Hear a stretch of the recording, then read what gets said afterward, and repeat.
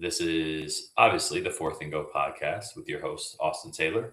Um, and we're going to start it off a little different this morning. So, uh, y'all know that I am kind of affiliated with LSU basketball in a way through family, friends, different people that I've met through my dad and through family members and things in my time around LSU. But um, this morning, one thing I'll say, we're allowed to have moments, right? We're human.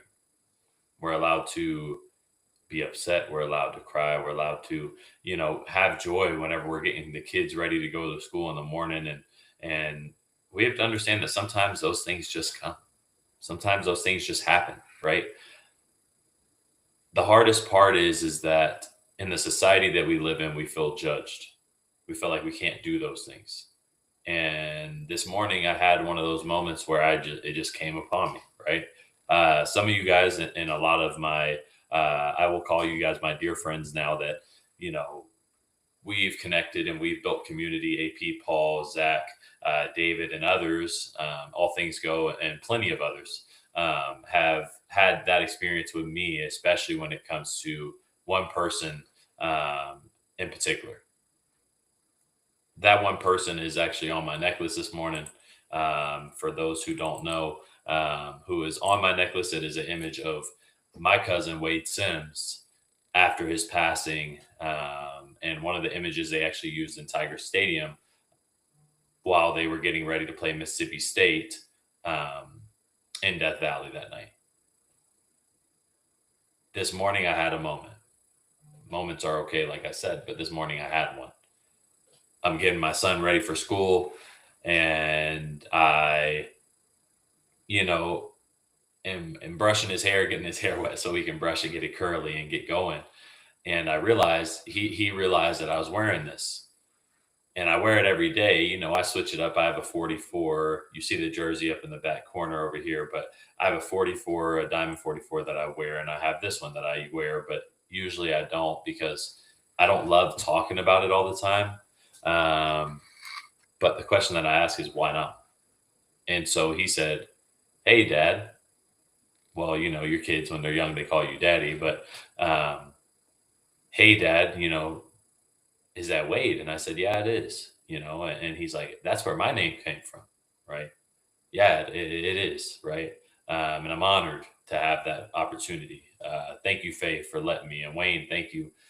Rest in peace, but thank you for letting me, continue on his memory through allowing me to name my son that, right? But on top of that as well, he said, "Do you miss him?"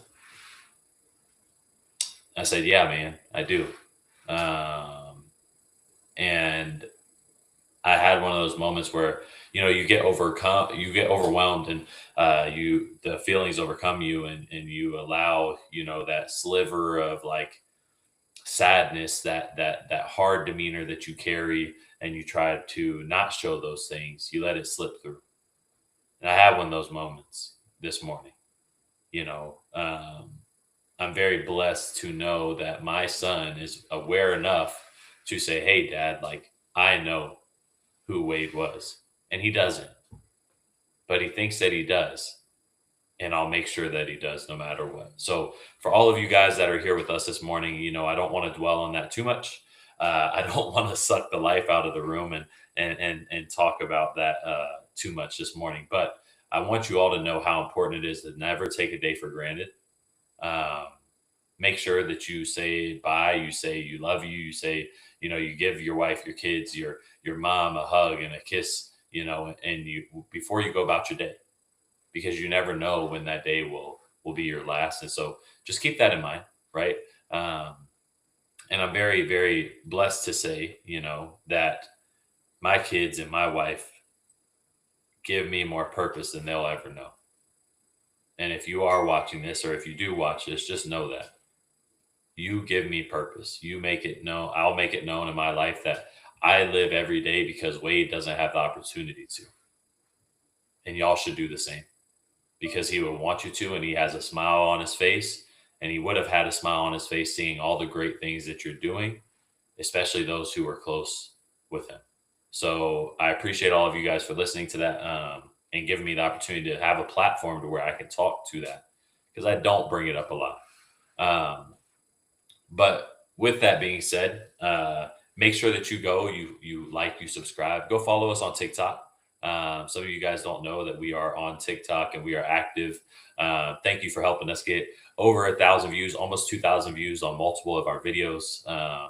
But the next piece is we have to get these subscribers up, man. We have to get viewers in here. We have to get some. I love seeing you guys in the chat. I love being able to interact with you guys. Give me that opportunity, right? Whether it's on Twitter or X as they call it. Let me be careful, but it's Twitter, right?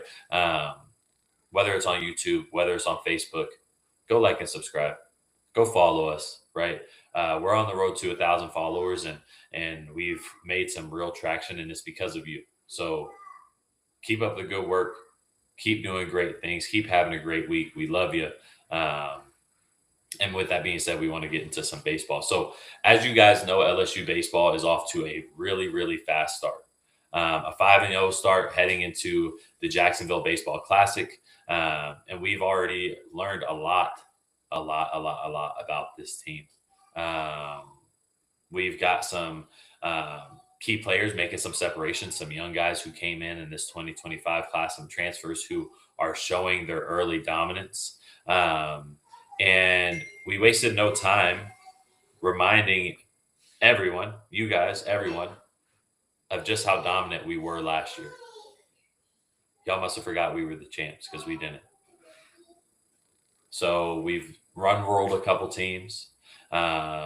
We have had games with 15, 21 runs, 12 runs, 10 runs. Like, we're getting active and we're going at it. And I love to see what we're doing. How these young guys are getting their feet wet and really getting going. We put up 15 runs on 14 hits in our first game against Milwaukee after a very slow start. So we got off to a fast start, I would say, 2-0, and then we gave up 5 runs, and we got down, and we really had to fight back and battle through it.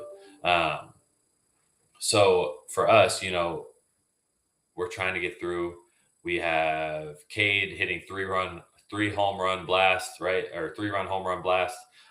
You got Jake Brown going 3 for 5 in that first game with 4 RBIs, and he really set the tone for what his season's going to look like. Sorry, that's my daughter. She's in here hanging out with me now. But game 2, we had another 12 runs on 13 hits. Josh Pearson hit a 3-run home run. Trent Caraway delivered a grand slam, and we really just were crushing it, man. Time and time again, as we were playing Milwaukee, you could tell that they were outmatched. The talent that Jay Johnson has been able to grab, put in Death Valley, and really develop is slim to none. We haven't had the bats like this consistently from multiple people in the entire time that Jay's been there. But now you have it on both sides of the game, right? You have defensive action going. You have the bats going. You have the bullpens. We beat our series record for strikeouts in our first series of the season. And I don't think that's the last time we do that. I think we beat it again. So keep all of that in mind as we continue to flow and as we continue to gel and build on this season, because there's a lot more coming and a lot more to be seen, right? And then we're starting to see some of these newcomers coming. And the one that I really love, outside of the Bayou Panda, the Creole Bambino, whatever you want to call him, Mr. York out there, Zach York. Man, how you got a big fella moving like that is crazy. Stealing base. The last thing I ever thought I would see is somebody that's 6'4", dang near 300 pounds, stealing bases. Just saying. And so, the usual people that you expect to have, consistency is your Curiels, who has been a contact machine. He's continued to cause teams to, I mean, really, he's just great at making contact with the ball. He sees the ball so well. That was one of the biggest highlights of him in his freshman year, is that when's the last, they say it all the time, commentators, when's the last time you saw a freshman who could walk up to the plate, get 3 hits like it was nothing, make contact, get you 8, 9 pitches deep, and just continue to lead and drive the game forward, right? And then my boy David, actually, so our friend Paul, he does I think it's called a pick to clip is what it's called. So it's essentially what it is. And if y'all want to get into that, drop comments in the chat, let us know. But Paul loves to do this because he wants to see who really knows ball, who's going to get a home run this game, who's gonna lead us in hitting this game, right? And the other day I had the privilege of doing it, and David actually called that Trent Caraway would hit a home run, and boy did he. And the craziest part about it is, David, is that you called it to left field as well. Like, I understand being in the stadium and understanding the game, but being able to sit there like Babe Ruth, pointing out in the crowd to where it's going, understanding the weather and the wind and how that's going to help the ball carry is outstanding. And the craziest thing about that is you have some of the greatest, and I want to pull up David and Zach's new pod because they're starting their own pod. It's called Go Deep Dive with Zach Nunez and David. And not only are they two of the top minds in, I think, just LSU right now in regards to sports and podcasting and up and coming, right? But then you have my friend Paul, who also has been on my show, and he, amongst them, is also one of the best minds when it comes to baseball as well. He knows the game. They all do. And they've taught me some things in my time doing this podcasting, because that's one thing I don't know a lot about. Is I know a lot about LSU. I know a lot about LSU baseball. I don't always have the time to watch it because, as we know, baseball games are not night games in Death Valley. They usually are played early in the afternoon in the box. And being a sales manager is not really a thing that I'm able to get to all the time. So I try and watch it when I can, make sure that my kiddos watch it, and we kind of go from there. But make sure y'all go onto Twitter. You follow Go Team. You also follow the boys, David, Billiot, and Zach Nunez, so that we can get their followers up and get them to, I don't know if they want to do this, but get to a place where they can make something out of this and make something off of it to continue boosting their lives and give their families the resources that they need to continue to succeed, because I'm seeing it. They're doing a great job, outstanding job. But with that being said, let's get back to ball. So Jake Brown is showing early that he is on a bender. Honestly, he's hitting over 400. And I know we're in the first 5 games. So, batting averages aren't the biggest deal, right? You're playing lower level teams. Your baseball is different though, because so many teams make the tournament, right? So not a lot of teams make Omaha, and there's not this ebb and flow of how many teams are going to make the playoff like we have in college football, thanks to the NCAA and the lack of backbone that they have, and the playoff committee as well. But he has multiple multi-game hits. He's leading the team in RBIs. He's hit a home run in almost every single game so far. What are we talking about, right? Like, we knew it was coming. We knew that Jake Brown had the power. We knew that he was a great outfielder. We knew that it was all there and it was all going to connect. But he could be a top pick this year. And I think, honestly, I think he will be. He looks confident in his swing. He looks confident out there maneuvering, right? And he just has a great understanding for the game. And it's slim to none, right? His culture, his energy is really just what drives the game forward. And so, with that being said, that's somebody who I honestly think he's going to end up being an SEC Player of the Year candidate. And I know that some of you will agree with me on that. And once again, for all of those who may be checking in, drop a comment in the chat, right? Like and share the post. Please let us know what your insights are, what you're seeing, what we want to make sure that we're getting to all of you guys and having the opportunity to really see you, hear you, and continue to build this community together. So I don't really have a specific person that I want to talk about in the bullpen. I think that all of them, Gavin Gendry is one of them that has been crushing it. Cooper is somebody who I think is up and coming and will continue to have a lot of success. But we brought in a really great freshman class, guys. Like we can't forget about that. So just keep that in mind, right? There's room for growth with our pitching, right? We didn't expect some of our top guys to come out as slow, I think, as they did, to have as much rust to knock off as they did. But it's to be expected. It's part of a long off season, early those early games are some that it's hard to get. I wouldn't necessarily say in the LSU uniform it's hard to get amped up for, but for some people maybe. But they're still finding their answers, right? They're still finding ways to control the zone, to make sure that their pitches are dropping right. But there's no lack of strikeouts with us. I don't think that we I think sometimes we take it for granted how good our pitching coaches have been at LSU, especially to make what we have made out of the talent that we've had.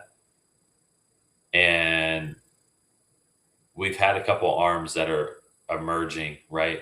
You have a couple guys with multiple scoreless innings. You have some showing high leverage spots, and a strikeout heavy arm who I mean, all of them just really need to limit walks, right? Like, I don't know, man. It's hard.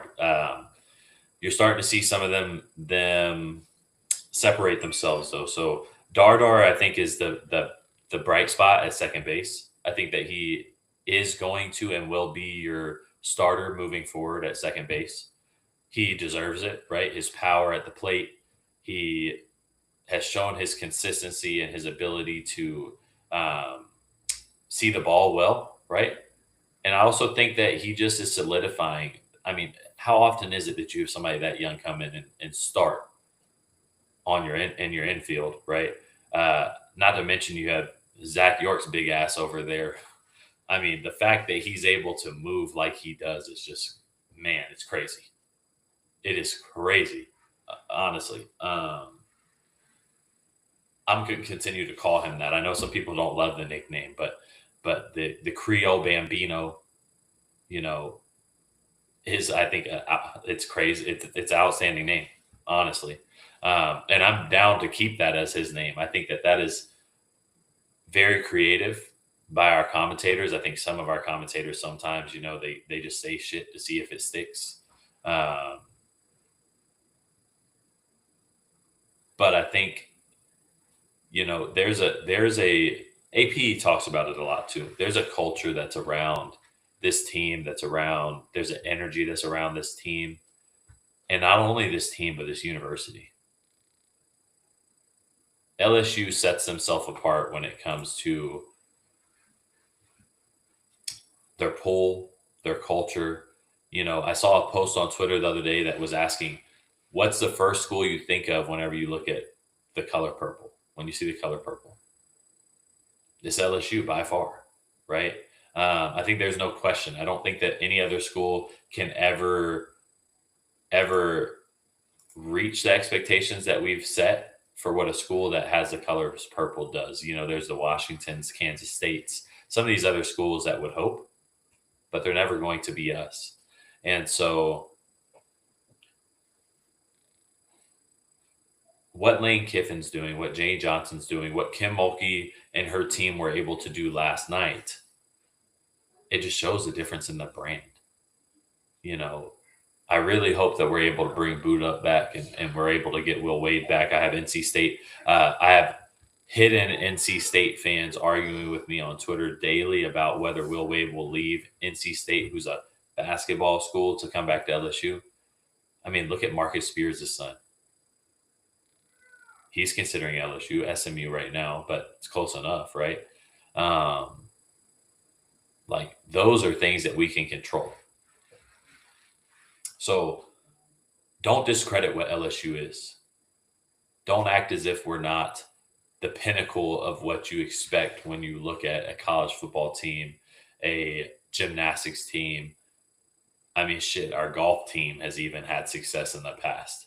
And I don't really talk about that. We were out there watching swimming yesterday, and who cares about that much? Not really. But like, our ladies on the mat in gymnastics, our girls on the court in basketball, our men's basketball team, I think we're getting there. Verge is going to take care of that. I don't think that this booster base is prepared to allow LSU basketball to still be the laughing stock that it is and that it has become. With the talent that we have, we should not suck. But we do. And it sucks for people like me who have been so close to LSU basketball.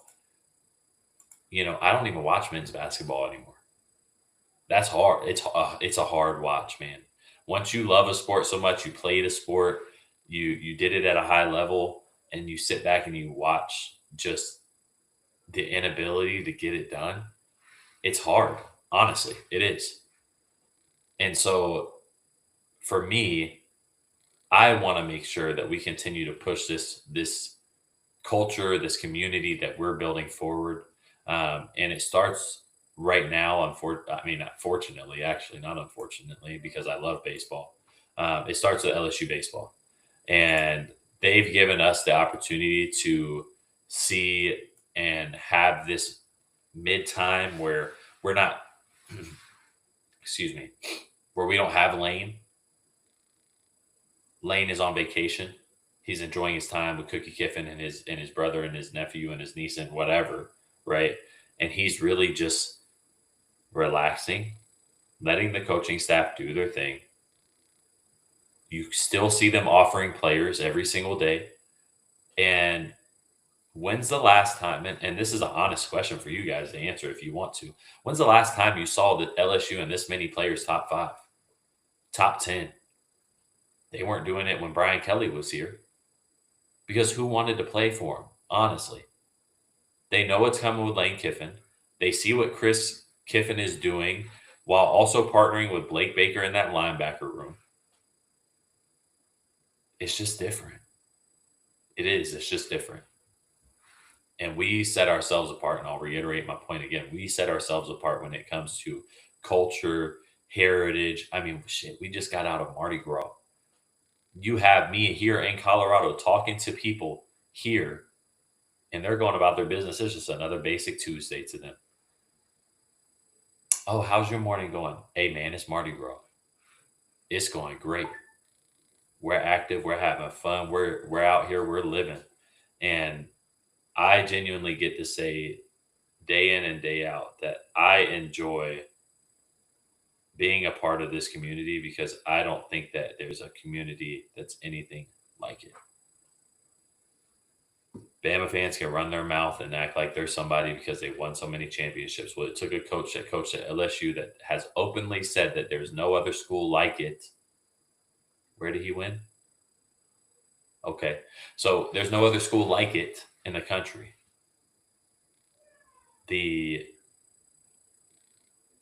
It's just mind-boggling how great I think LSU will be. And so with that being said, I think, do we go 56-0? I highly doubt it, but we could. And David made a good point the other day. He said, you got to go 5-0, you got to go 6-0 to go 56-0. So we're off to a good start.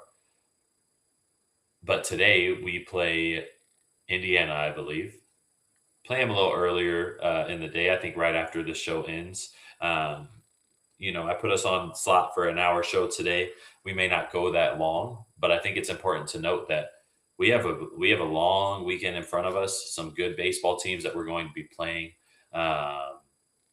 like I said, we're playing in the Jacksonville. Let me pull it up for you guys for those who don't know who we may be playing this weekend. So the teams that are involved in this, let's see. So we have, and so I wish I could share my screen, but on this they said the participating teams include defending College World Series champion LSU. If you're from any other fan base other than LSU, do I need to repeat myself again? Because that's two of them in the last 3 years. UCF, Indiana, Notre Dame. It's a 3-day event, right? LSU opens up today with Indiana 2 p.m., which is actually 2 p.m. Eastern time. So it's going to be 1 p.m. Central time or 12 o'clock my time. So in about an hour.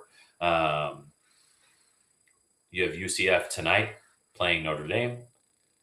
You then will not probably, you then see us play Notre Dame, which Notre Dame. We have to play Notre Dame in baseball. I'm sure there's going to be plenty of shit talking going on there. We play them tomorrow at noon. So that's 10 a.m. my time, 11 o'clock y'all's time. And then you have Sunday where we play UCF later in the afternoon. And that's how we close it out, right? And so we're really, really excited to go out there on a national stage. It's a small, it's a big tournament. There's a lot of people out there. I know Daily Joy was out there. She posted that she was in Jacksonville going from snowboarding to the beaches out in Jacksonville and able to go see our boys play. So let's see what happens today. Let's see what arms are emerging. Let's see if Aaron Beatty can hit another home run. Curiel can keep it consistent and keep going. I know Jay Johnson has been moving him around the really the 1 or 2 spot. I don't know if he goes down anymore unless it's a need, but he's been moving around to see how he can do things. And I love what Jay is doing. You think that you understand what these lineups are for. You think you understand what they're doing in them. And then he switches it. You have these boys out here. Curiel had it looked like he was going to have a couple more strikeouts. And he was able to get the ball down on the ground, get on base, driving some runs, right? And continue what he was doing last season. And, it just, I don't know, man. LSU baseball is different. And I've been telling everybody that it's a joy to watch. It's a joy to be a part of. I love that I have the opportunity to be a part of that fan base. And I'm not wearing any LSU today, right? I'm wearing a Fabletics shirt. Shout out to my boy Jamar Chase, right? LSU legend. But this early season breakdown, this is the point. LSU is rolling. The newcomers that have Jay brought in are legit. They have shown time and time again that they're able to get it done, that there's a consistency that they have, the growth and development that they had over this summer, over this spring, over this fall, over this winter has been real. And we'll see what they do here in Jacksonville this week. And so with that being said, guys, it's a short episode. I'm actually about to pop off and go get my son from school. So I appreciate all of you guys for jumping in today. It's been a minute. We might do some more stuff today, trying to connect and get to be a part of some other connections that we have in this community. So stay tuned. Thank you for joining us today. Once again, this is the Fourth and Go pod. I'm your host, Austin Taylor. Have a great Friday. Enjoy your week. Enjoy the sun if you have it. It's snowing in Colorado right now, below 20 degrees. Matter of fact, let me check and make sure of that. I think it's colder than that. Let's see.